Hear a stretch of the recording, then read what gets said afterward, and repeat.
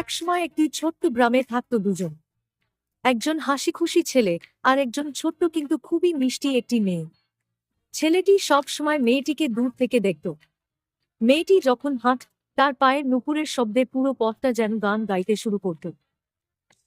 একদিন মেয়েটির হাতে থাকা বইটা পড়ে গেল। ছেলেটি দৌড়ে গিয়ে সেটা তুলে দিল। মেয়েটি হেসে বলল, ধন্যবাদ। এই একটা শব্দেই ছেলেটির পুরো পৃথিবী বদলে গেল। এরপর থেকে তারা প্রতিদিন কথা বলতে শুরু করল। ছেলেটি মেয়েটিকে তার আঁকা ছবি দেখাত, আর মেয়েটি ছেলেটিকে গল্প শোনাত, স্বপ্নের গল্প, ভবিষ্যতের গল্প, হাসির গল্প।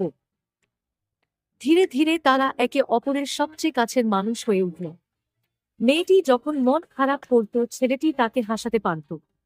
আর ছেলেটি যখন চিন্তায় থাকত, মেয়েটি তার কাঁধে মাথা রেখে বলতো, আমি আছি। এভাবেই খুব সাধারণ দিনের মধ্যে অসাধারণ এক ভালোবাসা গড়ে উঠল। নরম, শান্ত আর খুব খুব সুখী।